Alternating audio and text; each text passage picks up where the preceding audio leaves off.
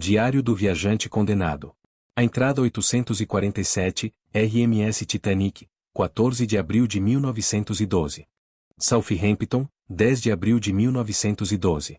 Aqui estou novamente, materializado em mais um momento que a história marcará com sangue e lágrimas. O ar salgado do porto me enche os pulmões enquanto observo o colosso de aço e sonhos diante de mim. O RMS Titanic, uma catedral flutuante da arrogância humana, erguida em nome do progresso e da conquista sobre a natureza. Caminho pela multidão que se aglomera no cais, famílias inteiras carregando suas vidas em malas de couro, rostos radiantes de esperança. Uma criança puxa a saia da mãe, apontando para os 4 gigantescos chaminés que se erguem como torres de uma cidade que navega. Olha, mamãe. É o maior navio do mundo. Se ela soubesse.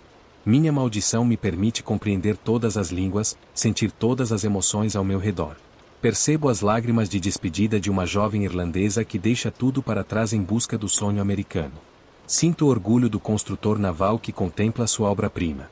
Ouço as risadas dos milionários que embarcam na primeira classe, tratando esta viagem como mais um capricho de suas vidas douradas. Todos eles não sabem que estão embarcando em seu próprio destino. 11 de abril de 1912, alto mar.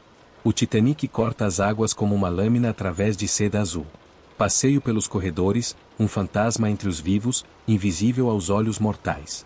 Na primeira classe, observo um mundo de cristal e veludo, homens de cartola discutem negócios enquanto suas esposas exibem joias que poderiam alimentar vilarejos inteiros. No salão de baile, casais dançam ao som de uma valsa melancólica. Há algo profundamente cruel em testemunhar tanta beleza condenada. Uma jovem de vestido azul celeste ri enquanto gira nos braços de seu pretendente. Seus olhos brilham com a inocência de quem acredita que o futuro é uma promessa, não uma ameaça. Desço às classes inferiores, onde famílias inteiras se amontoam em cabines estreitas. Aqui, a esperança tem um sabor diferente, mais desesperado, mais puro.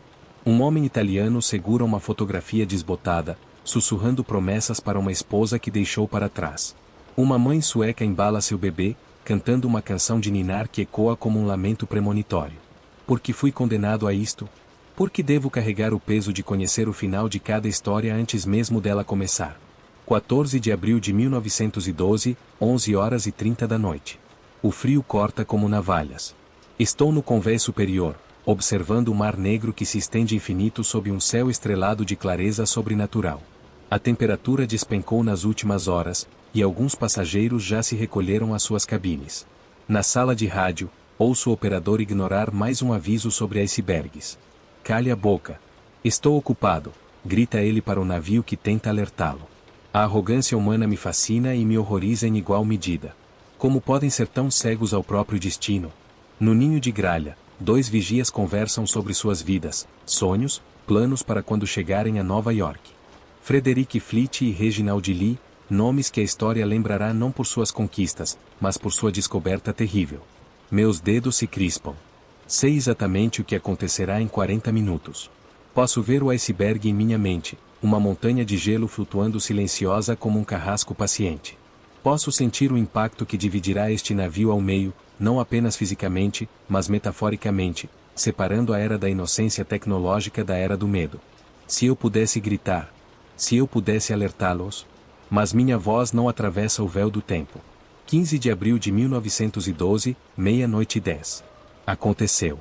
O som foi mais suave do que eu esperava. Não um estrondo ensurdecedor, mas um raspar prolongado, como se a própria terra estivesse sussurrando uma sentença de morte. Senti o navio estremecer sob meus pés, um tremor que percorreu cada chapa de aço, cada viga, cada sonho a bordo. Frederick Fleet gritou, iceberg pela frente. Mas já era tarde demais. É sempre tarde demais. Agora observo o caos se instalar gradualmente. Primeiro, a negação.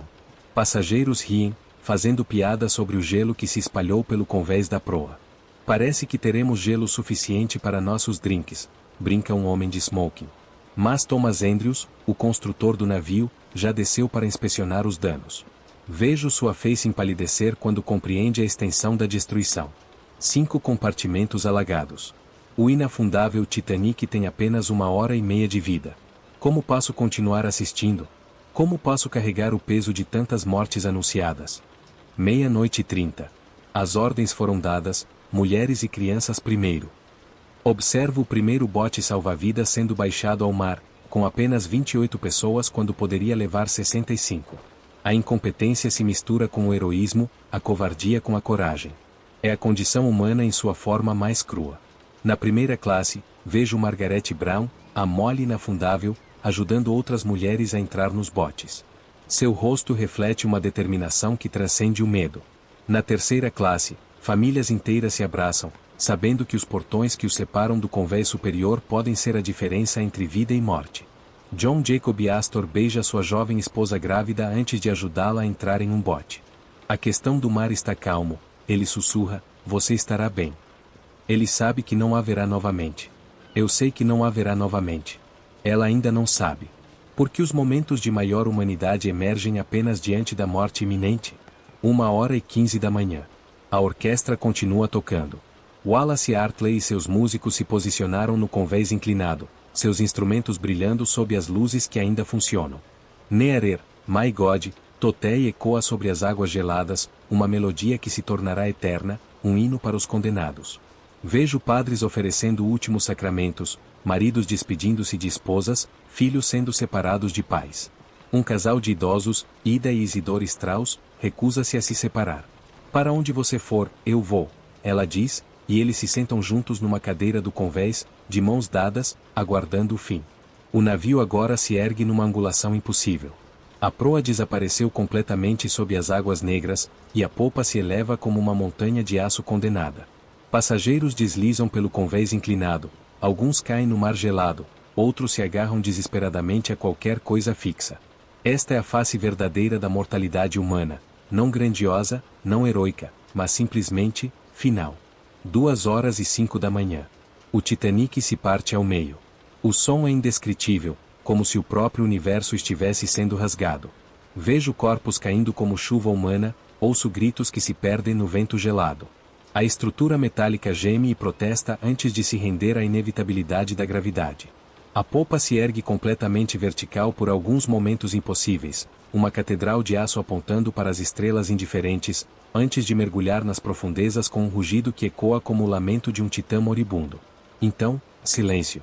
Apenas o som de centenas de pessoas lutando nas águas geladas do Atlântico Norte. Suas vozes se misturam numa sinfonia de desespero que atravessa minha alma como lâminas de gelo. Em 15 minutos, este coro de agonia se reduzirá a sussurros. Em 30, ao silêncio. Quantas tragédias devo testemunhar antes de compreender o propósito de minha maldição? 3h30 da manhã. O Carpathia finalmente chega, cortando a escuridão com suas luzes de salvamento. Dos 2.224 SUS a bordo do Titanic, apenas 710 sobreviverão. Números. Estatísticas. Mas cada número tem um rosto, um nome, uma história interrompida. Observo os sobreviventes sendo içados ao convés do navio Salvador. Alguns gritam nomes de entes queridos perdidos. Outros permanecem em silêncio-choque, seus olhos vidrados refletindo horrores que nenhuma palavra poderá jamais expressar adequadamente. Margaret Brown organiza assistência aos mais necessitados.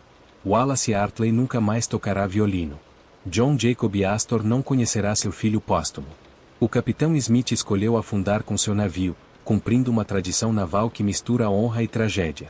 E eu permanecerei aqui até que a última alma seja resgatada, carregando suas dores como cicatrizes em minha consciência eterna. Reflexões no vazio temporal. Enquanto me preparo para ser arrastado ao próximo momento de sofrimento humano, reflito sobre as lições desta noite. O Titanic não foi apenas um navio que afundou, foi um símbolo da ubris humana, da crença de que podemos conquistar forças maiores que nós mesmos. Vi o melhor e o pior da humanidade nesta noite gelada. Vi covardes que empurraram mulheres e crianças para salvar suas próprias vidas. Vi heróis que escolheram a morte com dignidade em vez da vida com desonra. Vi amor que transcendeu o medo, e medo que corroeu o amor.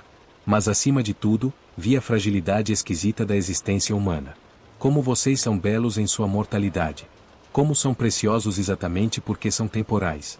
Talvez esta seja minha punição e minha redenção simultaneamente.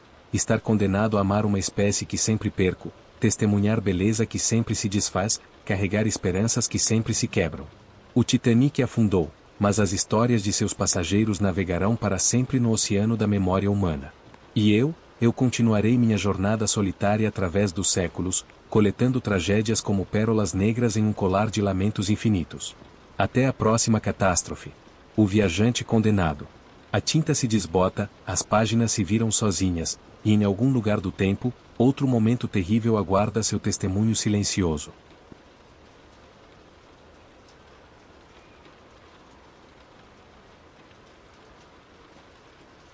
Diário do viajante condenado.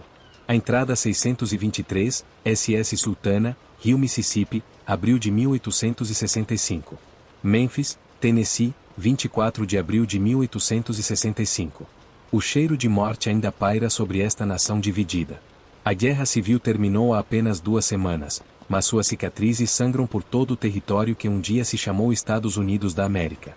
Materializo-me no cais lodoso de Memphis, onde o poderoso Mississippi corre como uma artéria marrom cortando o coração ferido da América. Diante de mim ergue-se o SS Sultana, um barco a vapor de madeira e ferro, pintado de branco com detalhes dourados que já começam a descascar. Suas 2 chaminés gêmeas soltam fumaça negra contra o céu cinzento da tarde. É um navio construído para transportar 376 passageiros em condições normais. Hoje, mais de 2.400 almas subirão a bordo. Observo a multidão que se aglomera no cais, soldados da União recém-libertados dos campos de prisioneiros confederados. Seus uniformes azuis estão em farrapos, seus rostos cavados pela fome e doença, mas seus olhos brilham com algo que reconheço imediatamente: esperança. A mesma esperança condenada que vi nos olhos dos passageiros do Titanic. Um jovem soldado, não deve ter mais de 19 anos, abraça uma fotografia desbotada de uma mulher. Sarah, ele sussurra, finalmente estou voltando para casa. Seu nome é William Fies, de Ohio. Em 36 horas, ele estará morto no fundo do Mississippi. Se eu pudesse tocá-lo, avisá-lo. Mas minha maldição me mantém prisioneiro do papel de espectador. 25 de abril de 1865, manhã. O capitão J. Casmason supervisiona pessoalmente o embarque. É um homem de negócios antes de ser um marinheiro. Cada soldado adicional representa $5 em seu bolso. O governo federal paga generosamente pelo transporte dos veteranos libertados, e Mason não desperdiçará esta oportunidade dourada. Caminho entre as fileiras de homens famintos esperando para embarcar. Muitos mal conseguem ficar em pé, vítimas de disenteria, escorbuto e pneumonia contraídas nos campos de prisioneiros confederados como Andersonville e Cahaba. Eles se apoiam uns nos outros, formando uma corrente humana de sofrimento e resistência. Ouço suas conversas enquanto aguardam na fila. Minha Mary deve ter pensado que eu morri. 3 anos longe de casa. 3 anos. Dizem que o trem de Chicago parte assim que chegarmos em Cairo. Vou abraçar meus filhos e nunca mais os largar. Cada palavra é um punhal em meu peito eterno. Eles falam do futuro como se fosse uma certeza, não uma possibilidade frágil dependendo de caldeiras defeituosas e ganância humana.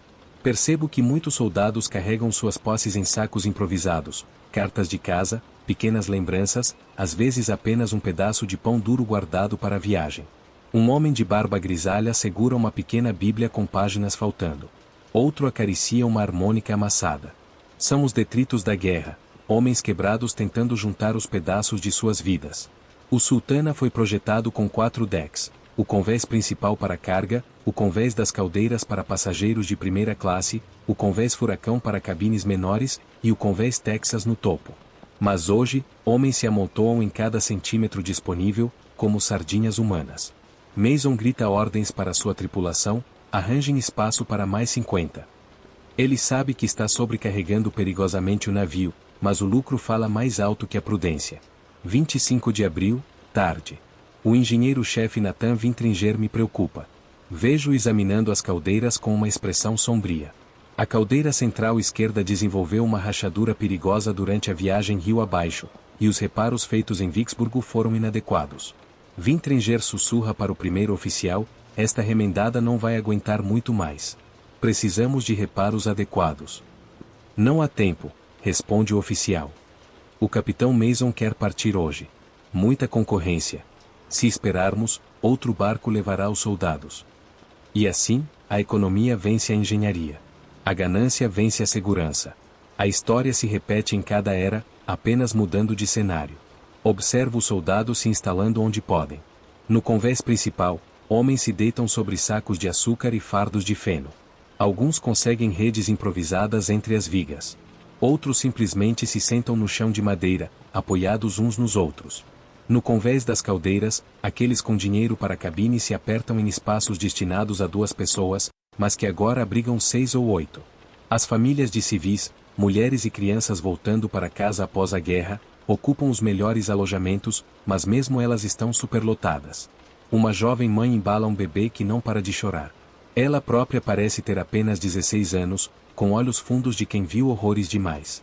Seu marido, um soldado magro como um espantalho, tenta confortá-la, mas suas mãos tremem constantemente, os tremores da fome crônica. Como podem manter a esperança quando a vida lhes deu tão pouco para se agarrar? 26 de abril, madrugada. Partimos ao nascer do sol. As rodas laterais do Sultana começam a bater ritmadamente contra as águas turvas do Mississippi, criando uma trilha sonora hipnótica para nossa jornada condenada. O rio está cheio, as chuvas de primavera fizeram as águas subirem perigosamente. A corrente é forte, cheia de galhos, troncos e detritos carregados da terra encharcada. O Sultana luta contra esta corrente, suas caldeiras trabalhando além da capacidade para mover a carga humana excessiva rio acima. Caminho pelos convés superlotados, observando cenas que se gravarão em minha memória eterna. No convés principal, um grupo de soldados de Indiana formou um pequeno círculo, tocando harmônicas e cantando Home Sweet Home com vozes roucas de emoção. Lágrimas escorrem por rostos barbados e sujos. No convés furacão, um capelão improvisado, na verdade apenas um soldado que sabe ler, conduz um serviço religioso matinal. Homens se ajoelham no convés molhado, rezando em silêncio. Alguns seguram rosários, outros simplesmente fecham os olhos e sussurram nomes de entes queridos. Senhor, ouço um deles rezar, me deixe ver minha família mais uma vez. É tudo que peço. Se houvesse um Deus ouvindo essas preces, certamente ele não permitiria o que está prestes a acontecer. O capitão Mason passeia pelo convés superior, cumprimentando alguns passageiros ilustres. Ele evita olhar diretamente para a superlotação nos convés inferiores, é mais fácil ignorar o problema do que confrontá-lo. Aproximo-me da casa de máquinas, onde posso observar as caldeiras trabalhando. O calor é insuportável, mesmo para mim que não sinto desconforto físico. Os foguistas, homens negros libertos que trabalham nas piores condições, alimentam constantemente as fornalhas com lenha e carvão. A caldeira rachada geme e protesta a cada batida do coração mecânico do navio. Vapor escapa em pequenos jatos do remendo mal feito. É apenas questão de tempo. 26 de abril, meio-dia. Paramos em Helena, Arkansas, para abastecer lenha.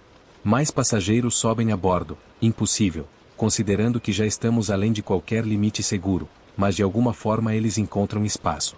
Um comerciante local observa o navio sobrecarregado e balança a cabeça. Nunca vi nada assim, ele murmura para um companheiro. Este barco vai afundar antes de chegar a Cairo. Se ele soubesse quão proféticas são suas palavras. Durante a parada, alguns soldados descem para esticar as pernas na cidade. Vejo um grupo comprando pequenos presentes para as famílias, uma boneca de pano, um pente barato, um lenço colorido. Suas faces se iluminam com a simples alegria de poder comprar algo para os entes queridos após anos de privação. Um soldado alto e magro chamado William Long mostra uma foto para seus companheiros. Minha esposa Ellen, ele diz com orgulho. E nosso filho nasceu enquanto eu estava na prisão. Ainda não o conheci. A foto está tão manuseada que a imagem quase desapareceu, mas ele assegura como se fosse feita de ouro. Em 8 horas, William Long será apenas mais um nome na lista de mortos. Ellen ficará viúva sem nunca ter visto o marido segurar seu filho. Observo Nathan Vintringer inspecionar novamente as caldeiras. Sua preocupação cresceu. Ele se aproxima do capitão Mason. Capitão, realmente precisamos parar em Memphis para reparos adequados. Esta caldeira não vai aguentar até St. Louis. Impossível, Mason responde bruscamente. Temos cronograma a cumprir. Estes homens querem chegar em casa. Não podemos decepcioná-los. Que ironia cruel, ele não quer decepcioná-los negando-lhes a viagem, então em vez disso lhes negará a vida. 26 de abril, tarde. O Mississippi está particularmente traiçoeiro hoje. Correntes cruzadas ameaçam empurrar o Sultana contra bancos de areia ou galhos submersos. O piloto, um veterano do rio chamado George Cayton, navega com habilidade, mas posso ver o suor em sua testa, ele sabe que está pilotando um navio fadado ao desastre. No convés principal, um jovem soldado de nome Chester Belry começou a contar histórias de guerra para entreter seus companheiros. Ele descreve batalhas famosas, camaradas perdidos, momentos de terror e coragem. Sua audiência ouve em silêncio religioso. Estes homens compartilham memórias que nenhum civil jamais compreenderá completamente. Lembram de Shiloh? Belry pergunta. Vários homens assentem sombriamente. Pensei que nunca sairia vivo daquele inferno. Mas aqui estamos, indo para casa. Se ele soubesse que enfrentará um inferno pior que qualquer batalha da guerra civil. Uma pequena criança, não deve ter mais de 5 anos, corre entre as pernas dos soldados, brincando de esconde-esconde. Sua mãe, uma viúva que retorna ao norte, tenta mantê-la quieta, mas os soldados se divertem com a inocência da menina. Eles fazem caretas engraçadas, oferecem pequenos brinquedos improvisados, encontram momentos de alegria na simplicidade infantil. Como se chama, pequena? Pergunta um soldado gentil. Ana, ela responde timidamente. Vou ver meu vovô em Ohio. Os homens sorriem, mas vejo lágrimas nos olhos de alguns, eles pensam em seus próprios filhos, deixados para trás há tanto tempo. Ana nunca conhecerá seu avô.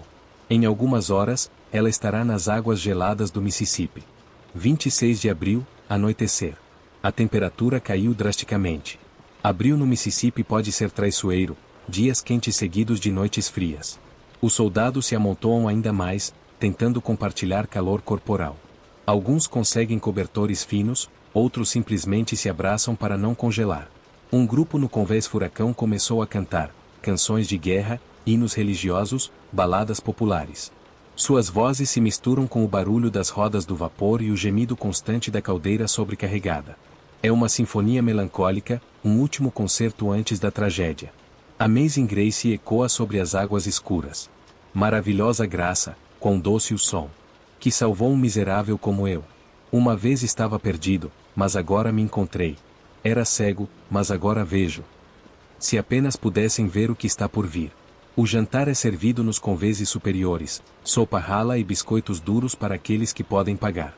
Nos convés inferiores, os soldados compartilham suas rações secas e qualquer comida que conseguiram comprar durante as paradas.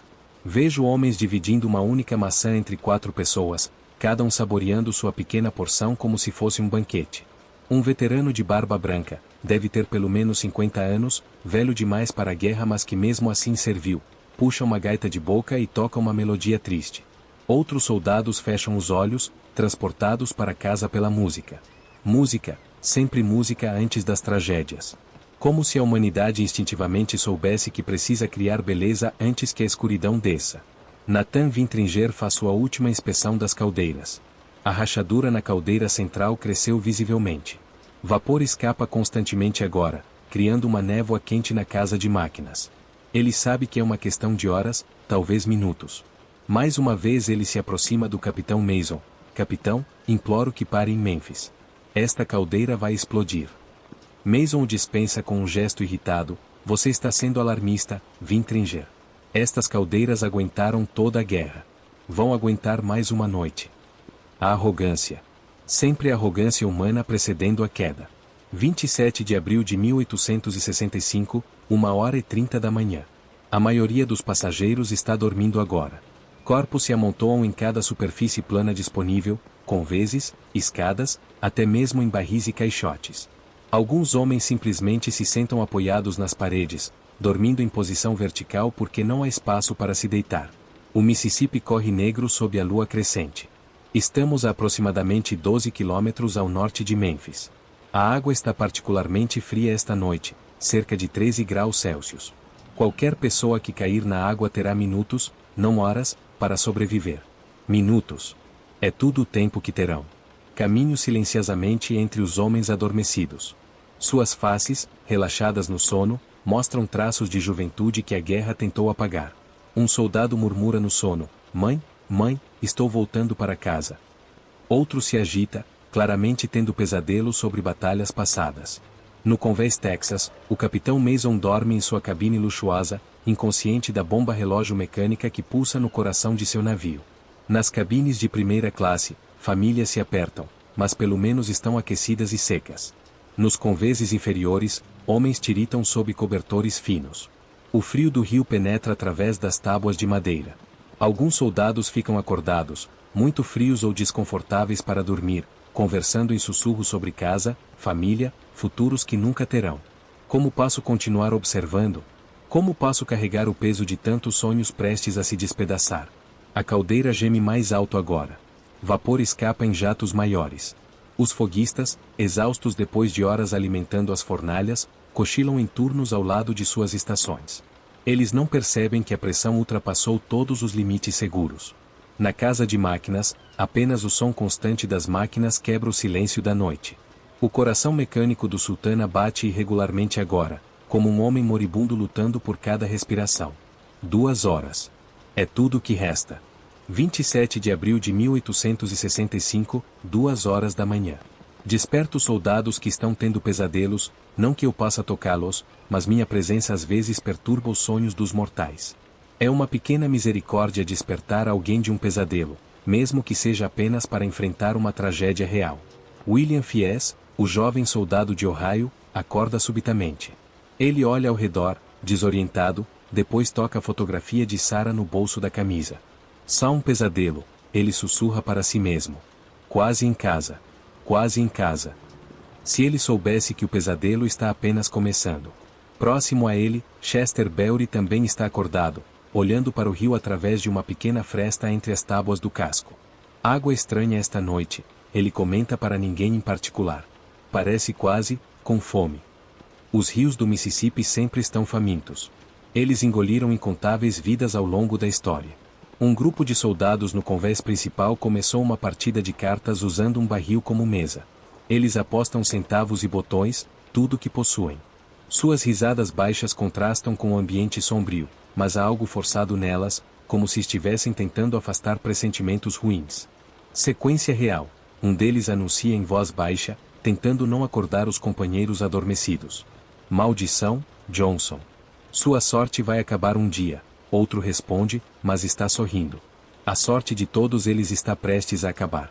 Na casa de máquinas, escuta o som que esperava, um sibilo baixo e ameaçador vindo da caldeira central. A rachadura se abriu mais alguns milímetros. Vapor superaquecido força sua passagem através do metal fragilizado. Nathan Vintringer acorda com o som. Ele salta da cama e corre para a casa de máquinas, ainda de roupa de dormir. Um olhar para a caldeira confirma seus piores temores. Jesus Cristo, ele murmura, e corre em direção ao convés principal para alertar o capitão. Tarde demais. Sempre tarde demais. 27 de abril de 1865, 2 horas e 17 da manhã, a explosão. O mundo explode. A caldeira central do Sultana se desintegra com um rugido que deve ser audível por quilômetros. Uma gigantesca bola de fogo irrompe do coração do navio, vomitando vapor superaquecido, metal derretido e fragmentos ardentes em todas as direções. O som é indescritível, como se a própria terra estivesse gritando de dor. Sinto a explosão atravessar minha consciência eterna como uma onda de agonia pura. A força da explosão arranca completamente o terço frontal do navio. Homens dormindo no convés principal são lançados como bonecos de pano. Alguns são mortos instantaneamente pelo vapor, outros desaparecem na bola de fogo, alguns são arremessados nas águas geladas do Mississippi. William Fies, o jovem de Ohio, acorda no momento exato da explosão. Vejo seus olhos se arregalarem de terror antes que o vapor o engula. A fotografia de Sarah flutua na água por um momento antes de afundar. Sarah nunca saberá o que aconteceu com seu amado. Ela esperará para sempre por um homem que morreu pensando nela. Chester Beatty, o contador de histórias, tem sua própria história cortada abruptamente. Ele tenta gritar um aviso para seus companheiros, mas o som se perde no rugido da catástrofe. Anna, a menina de 5 anos, acorda chorando no momento da explosão.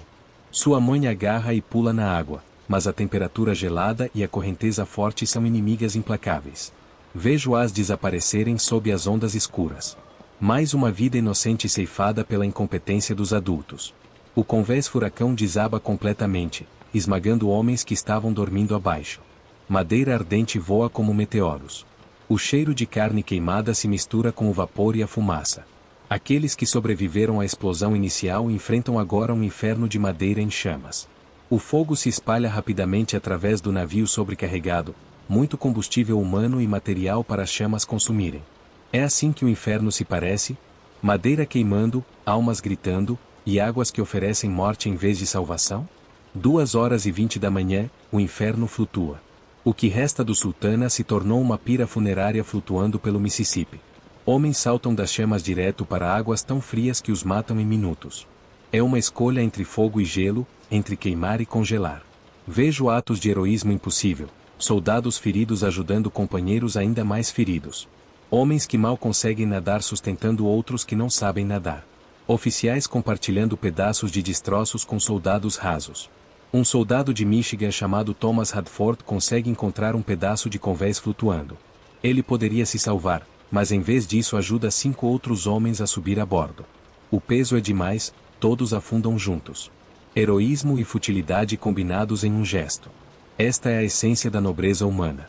William Long, o homem que ainda não conheceu seu filho, consegue se manter à tona por alguns minutos. Vejo-o nadando em direção à margem, suas braçadas ficando mais fracas a cada segundo que passa. Ele leva a mão ao bolso, provavelmente tentando salvar a foto de Ellen e do bebê, mas o movimento faz com que ele afunde. Seu filho crescerá órfão de pai, nunca sabendo o quanto seu pai queria segurá-lo. O capitão Mason, surpreendentemente, sobrevive à explosão inicial. Ele tenta dirigir os esforços de resgate, mas seu navio está além da salvação. Vejo-o fazendo as pazes com sua consciência, ou tentando, enquanto enfrenta uma responsabilidade que nenhuma quantia de dinheiro pode lavar. Nathan Vintringer, o engenheiro que tentou avisar a todos, é arremessado para longe da explosão, mas cai em destroços em chamas. Seu último ato é gritar aviso sobre outros vapores para embarcações próximas. Mesmo morrendo, ele tenta prevenir outro desastre.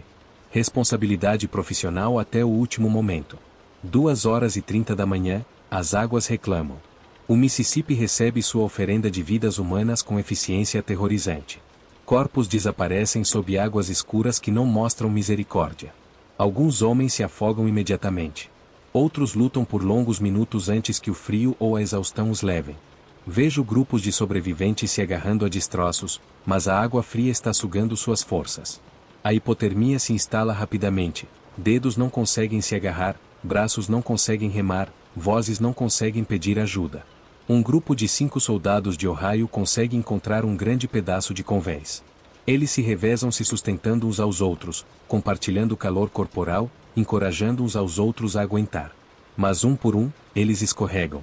O último homem, mal consciente, sussurra nomes de amigos e família antes que ele também desapareça. Comunidade e isolamento, fraternidade e abandono, tudo em questão de minutos. Alguns sobreviventes conseguem alcançar a margem, se arrastando para fora da água mais mortos que vivos. Eles ficam nas margens lamacentas, fracos demais para se moverem, assistindo os restos em chamas de seu transporte para casa passarem flutuando como uma visão do inferno. Pescadores locais e fazendeiros começam a chegar, atraídos pelo som da explosão e o brilho das chamas. Eles lançam pequenos barcos para resgatar quem conseguem encontrar, mas há tão poucos sobreviventes comparados ao vasto número que estava a bordo. A capacidade humana para a bondade emerge mesmo na escuridão, embora tarde demais para a maioria. Um jovem fazendeiro puxa 3 homens da água. Todos os 3 estão inconscientes, mais mortos que vivos. Ele os carrega um por um para sua casa, onde sua esposa trata seus ferimentos e tenta restaurar calor aos seus corpos congelados. Estranhos cuidando de estranhos. Às vezes isso é o que nos separa dos animais. 3h da manhã, o acerto de contas. O fogo a bordo dos destroços finalmente se apaga, tendo consumido tudo que era inflamável. A estrutura metálica retorcida continua flutuando rio abaixo, um navio esqueleto carregando apenas memórias e fantasmas. Através destas águas escuras, conta o custo, aproximadamente 1.700 vidas perdidas. Mais que o Titanic, mais que qualquer desastre marítimo na história americana, ainda assim esta tragédia será amplamente esquecida, ofuscada pelo fim da guerra e o assassinato de Lincoln. Quão rapidamente tragédia se torna estatística, nomes se tornam números, indivíduos se tornam notas de rodapé. Corpos começam a aparecer na margem rio abaixo, alguns reconhecíveis, outros destruídos além da identificação. Autoridades locais começam a estabelecer necrotérios temporários em celeiros e armazéns. Famílias virão procurando por entes queridos, muitas nunca encontrando um desfecho. Sarah, esperando em Ohio, nunca saberá exatamente o que aconteceu com William. Ellen esperará por um marido que jaz no fundo do Mississippi. O avô de Anna se preparará para uma reunião que nunca acontecerá. Testemunhei o momento em que esperança se torna luto, quando o futuro se torna memória. Sobreviventes que alcançaram a margem começam a contar suas histórias para qualquer um que queira ouvir. Mas quem pode realmente entender? Quem pode compreender o som de 1.700 almas gritando de uma vez? Quem pode imaginar a escolha entre queimar e se afogar? Chester Beatty, o contador de histórias, não sobreviveu para contar esta história. Então cabe a outros, sobreviventes, testemunhas, e eventualmente historiadores, manter a memória viva. Histórias importam. Elas são o que separa a tragédia da falta de sentido. Amanhecer, entre os sobreviventes. Quando o sol nasce sobre o Mississippi, revelando toda a extensão da catástrofe, caminho entre os sobreviventes reunidos em Memphis. Estes homens quebrados, pois são principalmente homens, representam apenas 1 em cada 10 que embarcaram no Sultana. Alguns se sentam em silêncio atordoado, encarando águas que quase os levaram. Outros não conseguem parar de falar, recontando compulsivamente suas experiências para qualquer um que queira ouvir. Alguns choram abertamente, por amigos, por estranhos, pela aleatoriedade da sobrevivência. Um sobrevivente, um jovem chamado John Walker, fica repetindo: por que eu? Por que eu vivi quando tantos outros morreram? É uma pergunta que o assombrará pelo resto de sua vida. Culpa do sobrevivente, mais um fardo para aqueles que já carregam demais. Igrejas locais abrem suas portas, fornecendo comida, roupas e abrigo. Mulheres que perderam maridos na guerra agora consolam homens que perderam tudo em uma noite terrível. Comunidades se unem diante da tragédia, mostrando a capacidade humana para compaixão mesmo em meio ao sofrimento universal. Mas sei que muitos sobreviventes nunca se recuperarão completamente. Eles carregarão feridas invisíveis, pesadelos que durarão décadas, memórias de amigos que não chegaram em casa. Alguns se voltarão para o álcool, outros para o isolamento. Os sortudos encontrarão cura através da comunidade e família. Sobrevivência física é apenas o primeiro passo. Sobrevivência psicológica leva muito mais tempo. Alguns poucos sobreviventes tentam retornar para casa imediatamente, desesperados para alcançar famílias que provavelmente acreditam que eles estão mortos. Outros estão quebrados demais para viajar, permanecendo em Memphis enquanto corpos e mentes lentamente se curam. Fios de telégrafo zumbem com notícias do desastre, mas os relatos são incompletos e frequentemente incorretos. Famílias por todo o centro-oeste passarão dias ou semanas na incerteza, não sabendo se seus entes queridos sobreviveram. Informação viaja devagar em 1865. Incerteza multiplica o sofrimento. Pensamentos memoriais. De pé ao lado do Mississippi lamacento, observando a corrente levar os destroços do Sultana, reflito sobre os padrões que testemunhei através dos séculos. Ganância. Negligência. Excesso de confiança. Os mesmos defeitos humanos que afundaram o Titanic estavam presentes aqui também. O desejo do capitão Mason pelo lucro o levou a sobrecarregar o navio. Os avisos de Nathan Vintringer foram ignorados. Soldados desesperados para chegar em casa aceitaram riscos que não compreendiam completamente. Comportamento humano normal, cada pequena decisão parecendo razoável na hora, combinando para criar catástrofe. O mal raramente é deliberado. Geralmente é apenas o acúmulo de pequenos compromissos e julgamentos pobres. Estes soldados sobreviveram a Andersonville, Carraba e outros campos de prisioneiros confederados. Eles suportaram fome, doença e ameaças diárias às suas vidas. Sonharam com casa através de meses ou anos de cativeiro. Morrer à vista da segurança, nas águas de seu próprio país, parece particularmente cruel. Às vezes o destino não mostra misericórdia para aqueles que já sofreram mais. Mas também testemunhei bravura extraordinária. Homens ajudando estranhos ao custo de suas próprias vidas. Pessoas compartilhando recursos limitados. Comunidades abrindo portas para sobreviventes. Amor persistindo mesmo quando a esperança parecia perdida. Tragédia revela caráter. Às vezes o que revela é belo. Os esquecidos. Uma pequena lápide de pedra será eventualmente colocada aqui, comemorando o desastre do Sultana. Mas a maioria dos americanos nunca aprenderá sobre isso. Permanecerá uma tragédia esquecida, ofuscada por desastres mais famosos. Nem todas as vítimas são lembradas igualmente. Algumas tragédias desvanecem enquanto outras perduram. No entanto, aqueles que morreram merecem algo melhor que o esquecimento. William Fies, que só queria ver Sarah novamente. Chester Beatty, que trouxe alegria aos outros através de histórias. Anna, que nunca chegou a conhecer seu avô. Nathan Vintringer, que tentou prevenir o desastre. E centenas de outros cujos nomes aprendi durante nosso breve tempo juntos. Eu me lembro deles porque é minha maldição lembrar. Cada rosto, cada nome, cada sonho interrompido. Um jovem soldado chamado Marcus Webb conseguiu chegar à margem, mais morto que vivo. Nos dias seguintes, ele escreveria uma carta para casa que nunca seria enviada. Suas mãos tremiam demais para segurar a caneta por semanas. Quando finalmente conseguiu escrever, tudo que conseguiu dizer foi: estou vivo. Não sei porquê. A sobrevivência às vezes parece mais cruel que a morte quando você carrega a culpa de ter vivido enquanto outros morreram. As consequências silenciosas. Semanas depois, quando os jornais pararam de cobrir a tragédia, as verdadeiras consequências começaram a se desenrolar. Viúvas que nunca receberam os corpos de seus maridos para enterrar. Crianças que cresceram sem pais, contadas apenas que papai foi para casa com Jesus. Sobreviventes que despertavam gritando no meio da noite, revivendo a explosão infinitamente. Sarah Fies esperou por William por 2 anos antes de aceitar que ele nunca voltaria. Ela se casou novamente, mas guardou a última carta dele até o dia de sua morte. Ellen Long criou o filho sozinha, contando-lhe histórias sobre um pai herói que ele nunca conheceu. O menino cresceu se perguntando se as histórias eram reais ou apenas consolos inventados.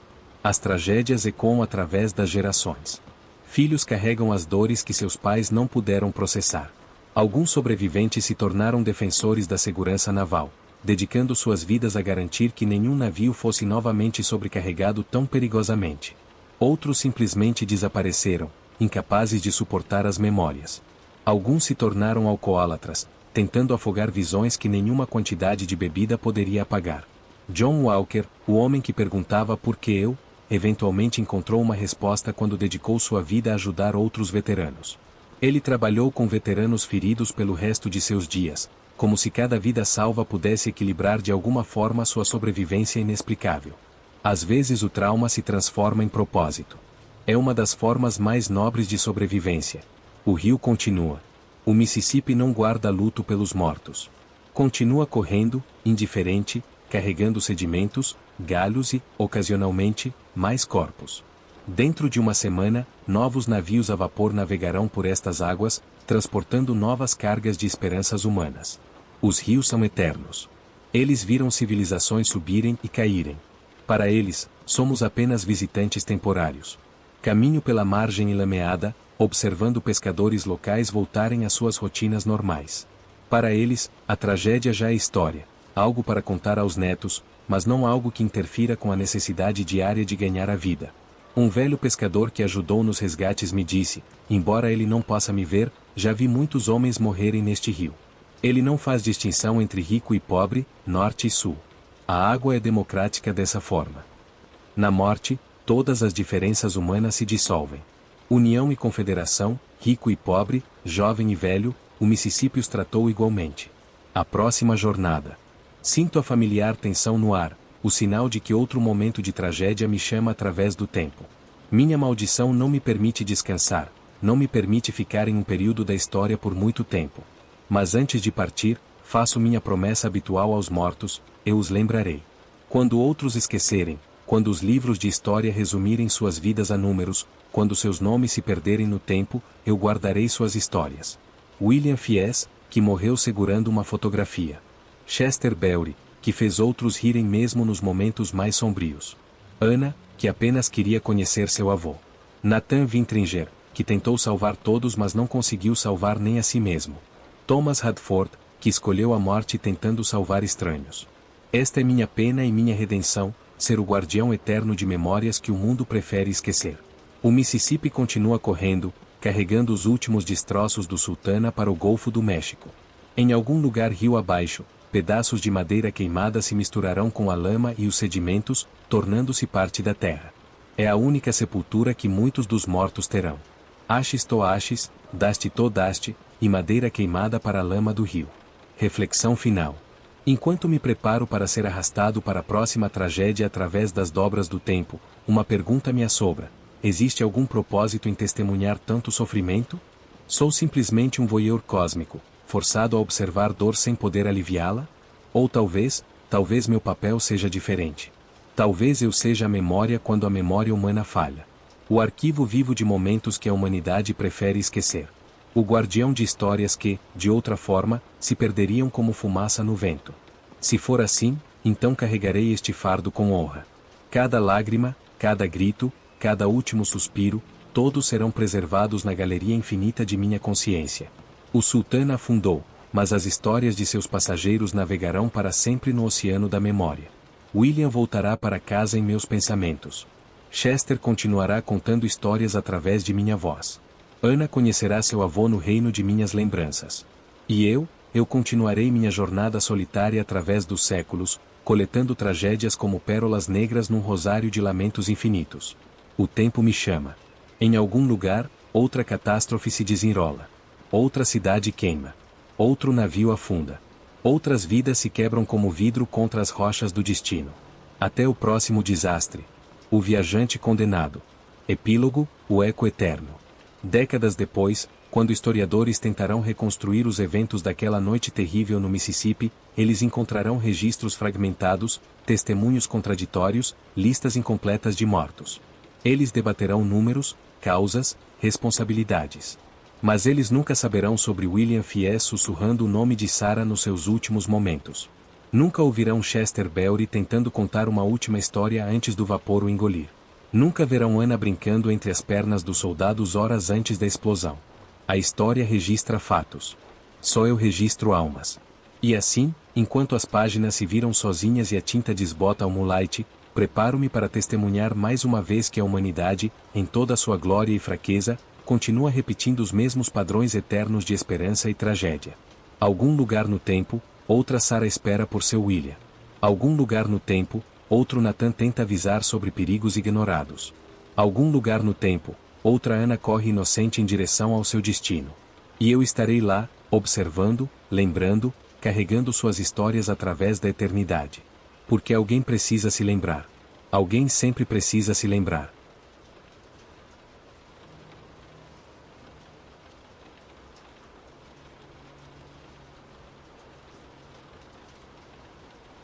Diário de um espectador do tempo. 26 de abril de 1986, Pripyat, União Soviética. 1h23 da madrugada. O ar ainda estava doce nesta hora morta da noite. Doce e enganoso, como sempre antes que o mundo desabe. Caminho pelas ruas desertas de Pripyat, meus passos ecoando no asfalto frio, sabendo que está por vir e carregando este conhecimento como uma pedra no peito. É sempre assim, chego momentos antes, como um abutre que fareja a morte no horizonte. No reator número 4, os homens trabalham sem saber que estão prestes a rasgar o véu entre o visível e o invisível, entre a vida e a lenta agonia radioativa. Posso sentir a tensão no ar, a eletricidade que precede o desastre. Meus olhos, que já viram impérios ruírem e oceanos de sangue, agora se fixam naquela estrutura cinzenta que em poucos minutos se tornará o epicentro de uma nova forma de tragédia humana. 1h23 e 40 segundos. O teste começa. Vejo através das paredes, este é meu fardo e minha maldição, os técnicos manipulando controles que não compreendem completamente. Anatoly Dyatlov grita ordens, sua arrogância soviética cegando para os avisos que lampejam vermelho nos painéis. Se eu pudesse gritar, se pudesse atravessar essa barreira temporal que me mantém apenas como observador. Mas não posso. Nunca posso. A tensão cresce. Os homens suam. E eu, espectador eterno, aperto os punhos até que minhas unhas cortam a palma das mãos, uma dor física insignificante comparada ao tormento de saber e não poder agir. 1h23 e 58 segundos. O mundo explode. Não é apenas som, é uma ruptura no tecido da realidade. O reator se despedaça como um coração partido, espalhando sua morte silenciosa pelos ventos. Vejo o grafite incandescente voar pelos ares como estrelas cadentes carregadas de veneno. O teto de 1000 toneladas é arremessado como se fosse papel amassado. E então vem o silêncio. O silêncio mais terrível que já ouvi em todos os meus séculos vagando pelo tempo. Porque este silêncio não é ausência, é a presença invisível da morte que paira no ar, infiltra-se nos pulmões, sussurra promessas de agonia lenta para gerações que ainda nem nasceram. 2 horas após a explosão. Caminho entre os destroços. Meus pés pisam em fragmentos radioativos que brilham com uma luz azulada fantasmagórica, a luz Cherenkov, bela e imortal. É como caminhar sobre pedaços de estrelas envenenadas. Os bombeiros chegam, heróis ignorantes correndo para abraçar sua própria morte. Vejo Vasily Ignatenko, jovem e forte, carregando mangueiras para apagar um fogo que não pode ser extinto com água. Em 36 horas, seus órgãos começarão a se dissolver. Quero gritar para ele: fuja! Salve-se! Mas minhas palavras se dissolvem no ar como cinzas radioativas. Sou condenado a assistir enquanto ele e seus companheiros se banham em radiação, suas células sendo reescritas pela morte, letra por letra. 27 de abril, manhã. A cidade desperta normalmente. Crianças brincam nos playgrounds onde partículas invisíveis dançam no ar matinal. Mulheres penduram roupas nos varais, sem saber que estão tecendo sudários radioativos. Um casamento está sendo celebrado na praça central. Que ironia cruel do destino, unir duas vidas precisamente quando uma nuvem tóxica paira sobre suas cabeças. Observo uma menina de cabelos dourados brincando de amarelinha. Seus risos cristalinos cortam meu coração como vidro. Em alguns anos, ela desenvolverá câncer de tireoide. Seu nome é Ania, e eu me lembrarei dele para sempre, junto com os milhares de outros nomes que coleciono como um coveiro cósmico. Por que sou forçado a testemunhar isso? Que cruel divindade me condenou a ser o arquivo vivo da dor humana? Cada tragédia que presencio deixa uma cicatriz na minha alma, se é que ainda tenho uma. Sou um paleontólogo do sofrimento, catalogando extinções em massa da esperança. 28 de abril, tarde. Os ônibus finalmente chegam. A evacuação, tarde demais, sempre tarde demais. Vejo famílias sendo arrancadas de suas vidas como plantas sendo transplantadas, suas raízes sangrando. Uma mulher idosa se recusa a deixar seu gato. Ela não entende que tanto ela quanto o felino já carregam a morte em suas células, que Pripyat já não é mais uma cidade, mas um cemitério disfarçado de paisagem urbana. Crianças choram nos ônibus, não porque compreendem a radiação, mas porque sentem a ruptura, aquela sensação primitiva de que algo fundamental foi quebrado no mundo. Seus pais mentem dizendo que voltarão em 3 dias. 38 anos depois, as plantas ainda crescerão através das janelas de suas casas abandonadas. Reflexões de um observador temporal. Em todos os meus séculos de existência, vi padrões se repetirem: a arrogância humana, a negação diante da catástrofe, a capacidade infinita de sofrer, paradoxalmente, de continuar. Chernobyl não foi apenas uma explosão de um reator, foi a implosão da crença humana na tecnologia como salvação. Mas há algo que me fascina e me quebra simultaneamente: a capacidade humana de sacrifício. Os liquidadores que viriam depois, sabendo que morreriam, escolheram morrer para que outros vivessem. Viktor Smagin, Oleksiy Ananenko e Valery Bespalov, que desceram as águas contaminadas para drenar os tanques e evitar uma explosão de vapor que poderia tornar a Europa inabitável. Eles sabiam. E desceram mesmo assim. É isso que me mantém vagando através do tempo, mesmo quando cada fibra do meu ser grita para eu parar, para eu encontrar uma forma de quebrar esta maldição. A humanidade é simultaneamente sua própria destruição e sua própria redenção. Cada tragédia que testemunho é também uma lição sobre a complexidade brutal e bela da condição humana. Anos depois, reflexão final. Volto a Pripyat ocasionalmente. A natureza reclamou a cidade, lobos correm pelas avenidas onde antes corriam crianças, árvores crescem através de televisões abandonadas. A roda gigante enferrujada rende no vento como um lamento eterno. A radiação ainda está lá, invisível e paciente. Mas a vida também retornou, mutante, adaptada, resistente. Talvez esta seja a lição mais profunda que carrego comigo, que mesmo nos epicentros da destruição humana, a vida encontra uma forma. Sou condenado a observar, sim. Mas também sou condenado a lembrar. E na lembrança, há uma forma de imortalidade para aqueles que se foram. Cada nome que memorizo, cada rosto que gravo na minha mente, cada lágrima que testemunho, tudo isso se torna parte do meu fardo eterno. Talvez seja este o meu propósito: ser a consciência que atravessa o tempo, o repositório vivo da memória humana. Não posso mudar o passado, mas posso garantir que ele nunca seja esquecido. E assim continuo, viajante solitário através dos séculos, carregando comigo o peso de Pripyat, Hiroshima, Auschwitz, Pompeia. Cada tragédia é um fio no tecido da experiência humana que eu ajudo a preservar. O tempo me chama para o próximo desastre. Meu coração se aperta, mas meus pés me levam adiante. Esta é minha sina: testemunhar, lembrar, carregar. Para sempre. Do diário encontrado em um apartamento abandonado em Pripyat, de autoria desconhecida. Datado impossivelmente através de múltiplas épocas históricas.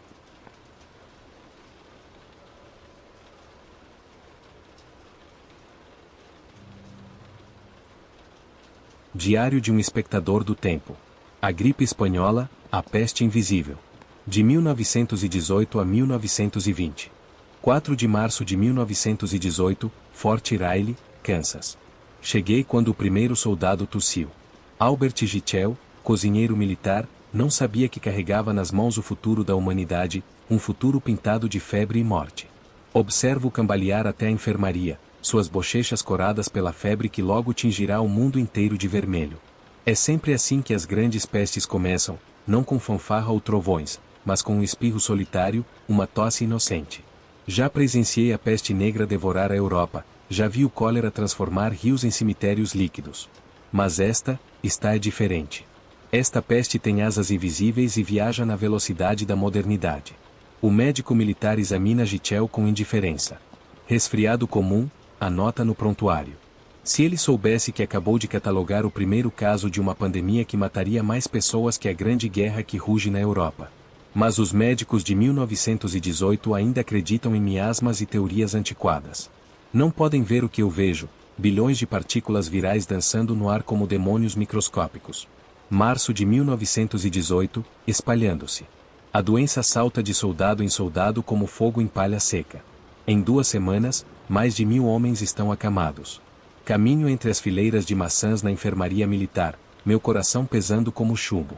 Rostos jovens queimam de febre, olhos vidrados olham para um teto que não conseguem mais enxergar claramente.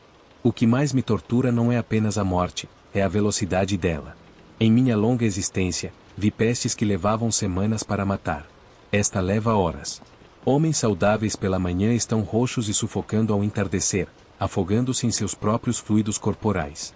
Observo um jovem soldado, não deve ter mais que 19 anos, escrever uma carta tremula para casa. Querida mãe, estou bem, não se preocupe com as notícias que ouve. Suas mãos tremem tanto que mal consegue segurar a caneta. Em 3 dias, essa carta chegará a uma casa onde sua mãe já está tossindo sangue. Setembro de 1918, Boston, Massachusetts. A segunda onda chegou, e trouxe consigo o apocalipse. Esta mutação do vírus é um predador aperfeiçoado, como se a morte tivesse aprendido com seus erros iniciais. Caminho pelas ruas de Boston e vejo uma cidade fantasma em pleno funcionamento. Pessoas usando máscaras improvisadas, olhos apavorados espreitando por cima de panos ensanguentados. Os corpos se acumulam mais rápido do que podem ser enterrados. Vi isso antes em Londres durante a peste negra, mas aqui há algo mais sinistro. A modernidade transformou-se em aliada da morte. Trens, navios, automóveis, toda a conquista da civilização agora serve como veículo para o vírus. Entro em um hospital improvisado numa escola. O cheiro é insuportável, uma mistura de desinfetante, vômito, suor frio e aquele odor doce e enjoativo da morte iminente. Enfermeiras se movem como fantasmas entre fileiras infinitas de moribundos. Muitas delas também tossem, também sangram, mas continuam trabalhando porque não há mais ninguém. Uma enfermeira jovem, de cabelos escuros escapando de sua touca branca, para diante de uma cama onde uma criança de talvez 6 anos luta para respirar. A menina tem os lábios azuis, cianose, o beijo da morte por asfixia. A enfermeira segura sua mão pequena e canta uma canção de ninar, sua própria voz rouca da doença. Quero gritar para ela, salve-se. Fuja deste lugar. Mas sei que ela não fugiria mesmo se pudesse me ouvir. Há uma beleza terrível na compaixão humana, um heroísmo que floresce justamente nos momentos mais sombrios. Outubro de 1918, Filadélfia. A cidade cometeu o pecado da arrogância. Realizaram um desfile para apoiar o esforço de guerra, 200.000 pessoas aglomeradas nas ruas, respirando o mesmo ar venenoso. 3 dias depois, a morte começou sua colheita. Caminho pelo que um dia foi uma rua movimentada, agora pontilhada de carroças puxadas por cavalos exaustos, carregadas de corpos empilhados como lenha. O som mais comum não são mais as vozes humanas, mas o ranger das rodas sobre o pavimento e o ocasional relincho de um cavalo faminto. Passo por uma casa onde uma família inteira jaz morta. A porta está escancarada, não há mais vivos para fechá-la. Na sala, vejo um homem de meia idade caído sobre uma máquina de escrever, suas últimas palavras ainda visíveis na página. Se alguém encontrar isto, por favor, cuidem da minha filha Sarah. Ela está no quarto do Fundy. A frase termina numa mancha de sangue seco. Subo as escadas com passo pesado. No quarto dos fundos, encontro Sarah, uma garotinha de talvez 4 anos, morta em sua cama, ainda abraçando um ursinho de pelúcia. Seus cabelos dourados estão espalhados no travesseiro como raios de sol numa tarde de outono. Esta é a crueldade mais refinada da gripe espanhola. Ela mata famílias inteiras, não deixa nem mesmo uma criança para chorar os mortos.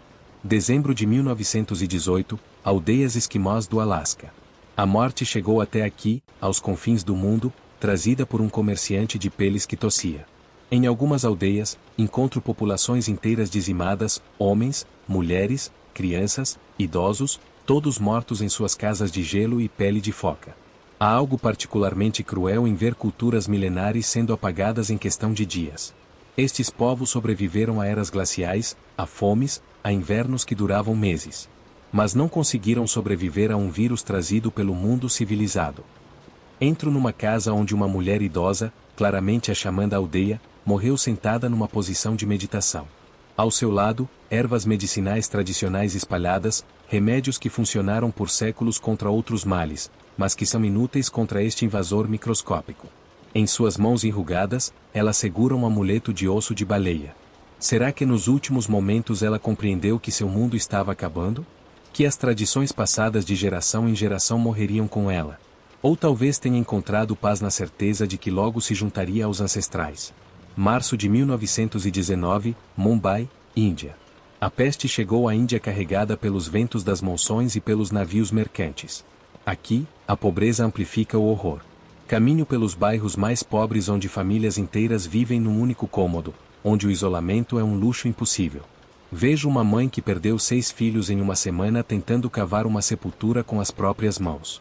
Suas lágrimas se misturam com a terra seca enquanto seus vizinhos, também doentes, são incapazes de ajudá-la.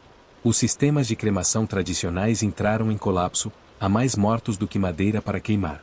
Nas ruas, crianças órfãs vagam como pequenos fantasmas, muitas delas já tossindo, já carregando a morte em seus pulmões. Algumas ainda chamam por suas mães, sem compreender que nunca mais ouvirão uma resposta. Um menino de talvez 8 anos se aproxima de mim, ou pelo menos, parece-me ver, embora isso seja impossível. Seus olhos são velhos demais para seu rosto jovem, como se tivesse vivido 100 anos em poucos meses. Ele estende uma mão pequena e suja, não pedindo esmola, mas oferecendo-me um pedaço de pão mofado, sua única possessão. Este gesto quebra algo dentro de mim. Em meio ao apocalipse, uma criança oferece sua última migalha a um estranho. Se há redenção para a humanidade, ela reside em momentos como este. Junho de 1919, Samoa. A morte chegou ao paraíso no navio SS Talune. Em menos de 3 meses, 1/5 da população morreu. Caminho por aldeias onde as palmeiras balançam sobre casas silenciosas, onde o som das ondas no Recife não consegue abafar o silêncio ensurdecedor dos mortos. Aqui, como no Alasca, vejo culturas inteiras sendo apagadas. Anciões que carregavam séculos de tradição oral morreram levando consigo histórias que nunca mais serão contadas. Linguagens que evoluíram ao longo de milênios estão desaparecendo com os últimos falantes. Encontro um homem idoso, claramente um chefe ou contador de histórias, moribundo sob uma palmeira. Seus lábios se movem fracamente, ele ainda está tentando recitar as genealogias ancestrais, mesmo enquanto a vida escapa de seu corpo. É um esforço desesperado para preservar sua cultura até o último suspiro. Sento-me ao seu lado, sabendo que ele não pode me ver, e escuto suas palavras cada vez mais fracas. Memorizo cada nome, cada história que ele sussurra. É o mínimo que posso fazer, ser o guardião de memórias que de outra forma se perderiam para sempre. Reflexões, 1920. A pandemia finalmente está arrefecendo, não porque a humanidade a derrotou, mas porque já matou todos os que podia matar. Os sobreviventes desenvolveram imunidade, e o vírus, como um predador que dizimou sua própria fonte de alimento, começa a desaparecer. 50 milhões de mortos. Talvez 100 milhões, os números se perdem na vastidão do sofrimento. Mais vítimas do que todas as guerras da história humana combinadas. E tudo causado por algo tão pequeno que nem mesmo os melhores microscópios da época conseguem ver. O que mais me assombra não é a escala da morte, mas sua arbitrariedade. Jovens saudáveis morreram enquanto idosos frágeis sobreviveram. Médicos que se dedicaram a salvar vidas morreram junto com os criminosos que tratavam. A morte não fez distinções entre ricos e pobres, santos e pecadores, sábios e tolos. Mas vi também o que há de mais sublime na humanidade. Vi médicos trabalhando até o último suspiro, enfermeiras cantando para crianças moribundas, vizinhos cuidando de órfãos mesmo sabendo que poderiam se contaminar. Vi pessoas compartilhando sua última refeição com estranhos, famílias adotando órfãos mesmo tendo perdido seus próprios filhos. A gripe espanhola me ensinou que a humanidade é simultaneamente frágil como cristal e resistente como aço. Um vírus invisível pode dizimar civilizações, mas não pode extinguir a capacidade humana de amar, de sacrificar, de encontrar esperança mesmo nos momentos mais sombrios. Epílogo, anos depois. Retorno ocasionalmente aos locais que testemunhei. Cemitérios que um dia transbordaram de caixões agora são jardins silenciosos onde crianças brincam sem saber que pisam sobre uma das maiores tragédias da história. A humanidade tem uma capacidade impressionante de esquecer suas feridas. Talvez seja uma bênção evolutiva, a habilidade de seguir em frente, de não ficar paralisada pelo peso da memória. Mas eu não posso esquecer. Sou condenado a lembrar cada face, cada nome, cada último suspiro. Em 1957, a gripe asiática matou 1 milhão. Em 1968, a gripe de Hong Kong ceifou outro 1 milhão. Em 2009, a H1N1 voltou a assombrar o mundo. E em 2020? Bem, essa é outra história que já testemunhei. Os vírus retornam, mutam, evoluem. Mas a humanidade também aprende, adapta-se, cresce. Cada pandemia deixa cicatrizes, mas também deixa lições. Vacinas, protocolos médicos, sistemas de saúde pública, tudo construído sobre as cinzas daqueles que morreram antes. Talvez seja este meu verdadeiro propósito, ser a memória viva de que a humanidade pode sobreviver ao impossível, de que mesmo nas trevas mais profundas, a luz da compaixão humana nunca se extingue completamente. E assim continuo, viajante eterno entre tragédias, carregando comigo não apenas o peso da morte, mas também a prova imortal de que a vida sempre encontra uma forma de persistir. A gripe espanhola me ensinou que não somos derrotados pelo que nos mata, mas definidos por como enfrentamos a morte quando ela bate à nossa porta. Do diário encontrado numa biblioteca abandonada em Boston, páginas datadas impossivelmente através de múltiplas décadas.